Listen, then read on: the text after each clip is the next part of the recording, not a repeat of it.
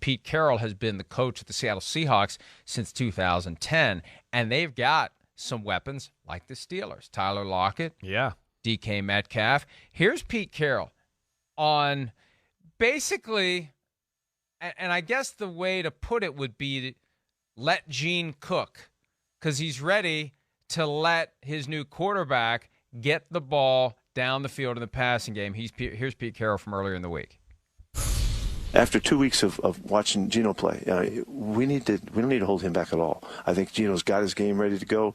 We need to trust him, and we need to let him, have maybe give him a few more opportunities and stuff. We've been pretty solidly conservative, counting on running the football. When we didn't run the football, then okay, we didn't have much of a mix that we needed. So we can do better with that. And whether that's right or wrong, that's not the point. The point is that we need to keep expanding. We have too many explosive avenues to go to, and we got to make sure that these guys show up. I don't know if this is a way to put pressure on Geno Smith, because maybe Drew Lock can do it if Geno can't. And I think back to the things Pete Carroll said, Chris, before the season when they made Geno Smith the starter. It felt that it was intentionally temporary. The starter to start the season, the competition is continuing, and if they're pivoting the offense toward getting the ball down the field more, as they should with Metcalf and Lockett, maybe Lock is inching a little closer. Because even though they won in week one, their offense is not good. No. They're averaging 5.3 air yards per attempt. They have a league-low 56 rushing yards per game. Geno Smith was under 200 yards against the 49ers passing. They've got to do something, or it's going to go off the rails for them as quickly as it goes off the rails for the Steelers. Yeah. I mean, again, it's you're right. They got to do something, but I don't. Again, I'm going to say just a little bit of what I said with Mitch Trubisky. I don't look at it and go, it's a Geno issue all the time either. Hey, this is another year. We're talking about the same damn issue. There's an issue with lack of imagination up there in Seattle as well. And then way too conservative of an approach. I mean, listen, we were all drooling and we were texting and everything because of the week one game where they came out throwing the football. We all almost fell off our chair going, what? What are they doing here? This is amazing. And then they ran out of tricks. But, to me, that's an issue. They need to open up the field. We know Pete Carroll wants to run the ball, right? But you got to open up the field, pass first, be a little aggressive, get the defense going back a little bit to help out your run game, and be able to take a little pressure off of your O-line, which another situation a little like Pittsburgh here, where the offensive line I don't think is anything good, and it's nothing special right now in Seattle. So there's issues along that way too. But it's 2 games in a row where we go, well, I don't get it. They have a guy at receiver here that's got muscles popping out of his ears, and he's as fast as anybody in the game. And they don't seem to find ways to get him the ball. And it's just too little too late. And last week, too, it just was way too conservative early on in the football game. It is. And it's just hard to get going playing quarterback that way. That's the thing I think people need to realize sometimes, too. You play in these type of offenses where it's conservative and run the football and all of that, just like Mitchell Trubisky, it's hard to play quarterback in that kind of offense. You never feel like you're in a rhythm. I know we've used this analogy in the past. It's like even Steph Curry would hey, can I get a backdoor layup to get going a little bit, or just a mid-range jumper before you start asking me to hit 30-footers? And that's where I feel like they do an injustice to their quarterbacks that way. So this is another one where, Drew Lock's got talent. I know that, and Geno's not on solid ground, but Geno's not the guy I look at to be the number one culprit here for the issue, at least for the Seahawks. Yeah, I agree with you. Shane Waldron, the offensive coordinator, is a big part of it. I mean, he's been there for a couple of years now, and it's not like the offense has suddenly become a powerhouse attack. Pete Carroll, just because they beat the Broncos isn't some sort of stone tablets etched by the hand of God validation that Pete Carroll was right. He could still be wrong. He could be wrong, and Russell Wilson could be wrong. They both could fail in this new adventure where Russ gets to cook in Denver and they can't even, beat the clock to get a play called. And Seattle can't get anything going either. It could be that the only way it worked for either of them is to be together That would be the ultimate outcome here.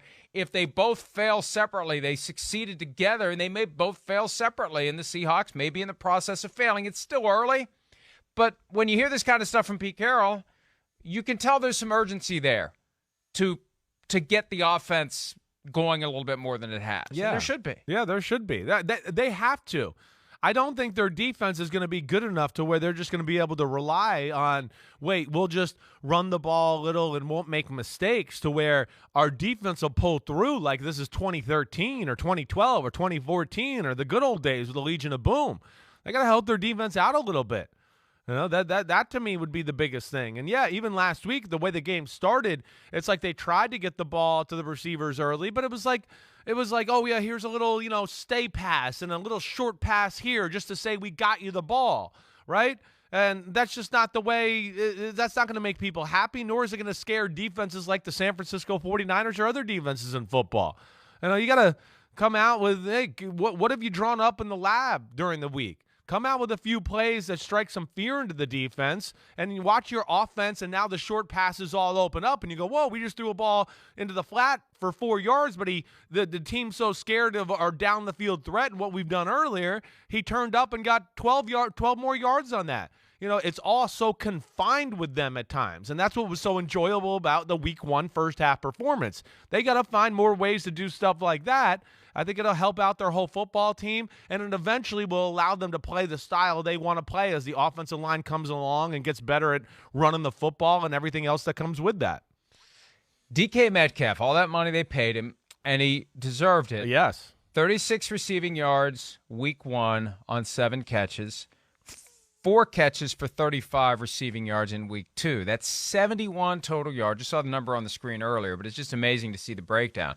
36 and 35 for a guy that is in the mid-20 million per year, a guy they had to keep. And I know there was some discussion there. Yeah, about trading, rebuilding. Are we tearing it down? Right.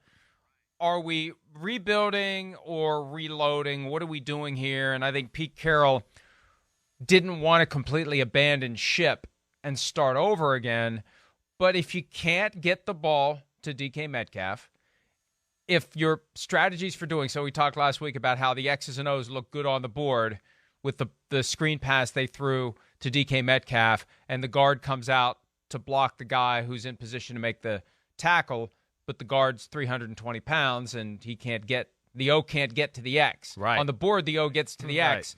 In practice, the O doesn't get to the X. But this is what happens, Chris, when you have an offense that is unimaginative and all of a sudden we're going to cook up all these ways to get the football to DK Metcalf. You have to have some understanding of the difference between drawing the play up and having the play actually be executed. And if you haven't baked that into your overall offensive approach, that's part of the growing pains. And it could be that maybe after Week 1 they decided, well, I don't know, maybe we're getting a little too creative here. Maybe we're getting a little too far ahead of ourselves. I don't know where they go next with this offense. But they've got guys they're paying a lot of money.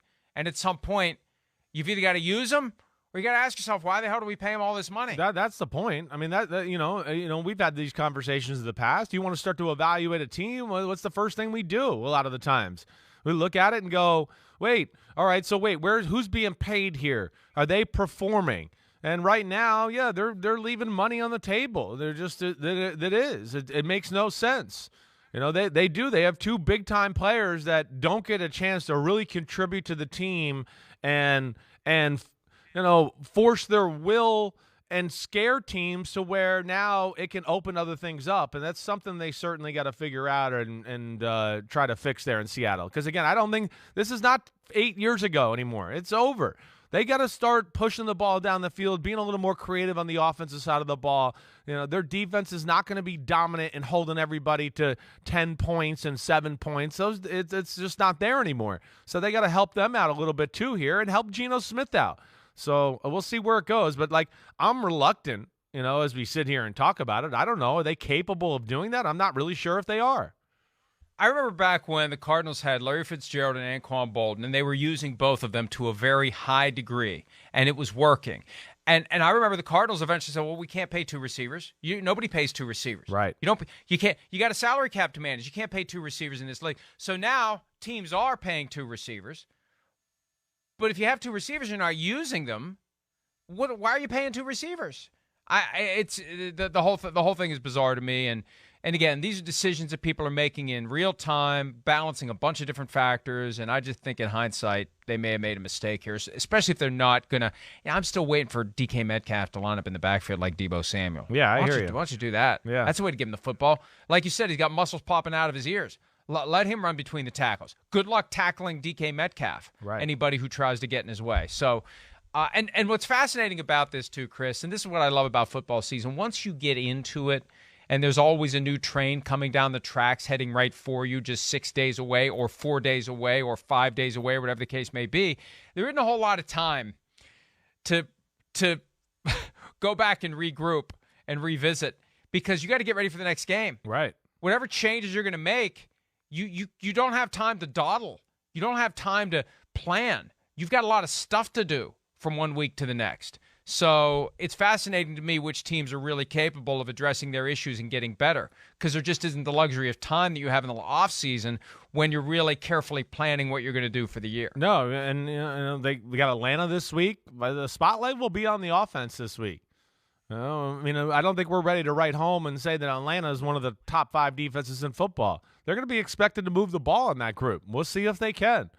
This will be a real test, and I think, a little bit of a look into the future of what the offense maybe is capable of. Hopefully they do open it up and give Geno, some chances. There's nothing physically that Geno can't do as far as throwing the football. We've seen that, and I hope everybody saw that in week 1. He's got a very strong arm. He can push the ball down the field with ease to guys like Tyler Lockett. We saw it a little last year, too. They got to stop micromanaging quarterbacks so much. That's their biggest problem in Seattle, to me, in a lot of ways. Just they got to find some ways to get them in a rhythm, be a little more creative, find some more explosive plays, and they don't seem to have a feel or a knack for that by any stretch of the imagination. By the way, quarterback Geno Smith, in the aftermath of that Week 1 win over the Broncos, when he said on multiple occasions, "They wrote me off, but I ain't right back," he has filed for trademark protection of that phrase and plans to put it on merchandise. Now, it's kind of a long phrase, so you're going to need space. Because he even actually added, though.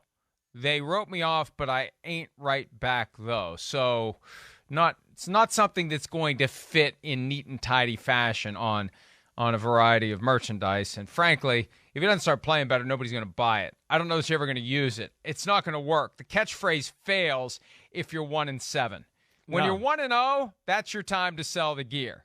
When you're 1-1, 1-2, 1-3, and benched, the window is closed on selling the "I ain't right back, though" merchandise, Chris. Yeah, I would agree with that. It is a great saying, though. It really is. It's one that I had never heard before, so I don't know. Maybe it has a future just as in general, even without Geno Smith's name attached to it, and that's why he did it, but it was a great saying. Some sayings have never been heard before for a reason.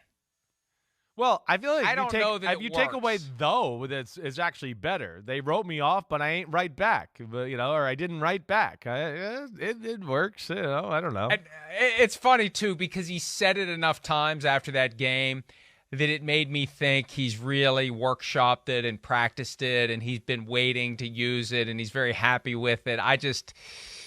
It may not be his best work. But we'll see. Maybe we'll have another catchphrase the next time they win a football game. Hi, it's Mike Florio. Thanks for watching PFT on YouTube. Hit subscribe for the latest news and analysis from Pro Football Talk.